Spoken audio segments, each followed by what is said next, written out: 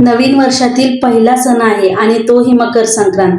काम आवरून रात्री कितीही उशीर का होईना पण हातावर मेहंदी काढणे तर मस्त आहे। सर्वांना मकर संक्रांतीच्या खूप खूप शुभेच्छा।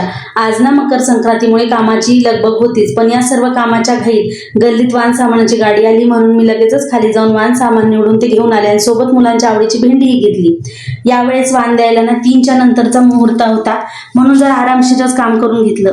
मकर संक्रांत या दिवशी सूर्य मकर राशीत प्रवेश करतो, म्हणून याला मकर संक्रांत म्हणतात। या दिवसापासून उत्तरायणाची सुरुवात होते। दिवस मोठे होऊ लागतात। या दिवशी सुगडं घेऊन त्याला दोरा बांधून त्यात वाण सामान टाकून त्याची पूजा केली जाते। महाराष्ट्रात या दिवशी प्रत्येकाला तिळगुळ वाटण्याची परंपरा आहे। तिळातून उबदारपणा व गुळातून गोडवा प्रत्येकाच्या आयुष्यात मिळो। वाण सामानामुळे प्रत्येकाच्या घरात भरभराट हो अशी प्रार्थना देवाजवळ करून हा सण उत्साहात साजरा केला जातो। भारतात हा सण पोंगल, लोहडी, उत्तरायण अशा विविध नावाने ओळखला जातो। हा सण भोगी, संक्रांत व किंक्रांत अशा 3 दिवशी मानला जातो। अशा प्रकारे पूजेचं ताट तयार करून सर्वात आधी देवघरातील विठ्ठल रुक्मिणीला वाण देऊन घेतले। त्यानंतर मी गच्चीवर आले तुळशीला वाण द्यायला।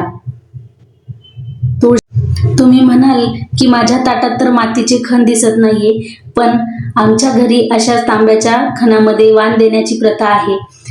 अशा प्रकारे मी तुळशीची पूजा करून तुळशीला वाण देऊन घेतले आणि तुळशीला नमस्कार केला। त्यानंतर महादेवालाही वाण देऊन घेतले। त्यानंतर मला आता मंदिरात जायचे होते, म्हणून आम्ही मंदिरात गेलो तर तिथे काय सप्ताह चालू होता आणि मंदिरात गेले तर पाहते तर काय वाण देण्यासाठी महिलांची एवढी मोठी रांग होती। एरवी तर एवढ्या महिला कधीही मंदिरात दिसत नाही, पण संक्रांत म्हणले की हमखास दिसतात। या गर्दीतून कसा बसा माझाही नंबर लागला वाण देण्यासाठी। त्यानंतर जाऊबाईंनी आणि मी घरी आल्यावर एकमेकींना हळदी कुंकू लावून वाण दिले। आणि हो, माझ्या या खास मैत्रिणींसोबत अशी मी मकर संक्रांत साजरी केली। कसा वाटला आजचा मिनी व्लॉग ते कमेंट करून नक्की सांगा। बाय बाय, भेटूया नेक्स्ट व्लॉग मध्ये।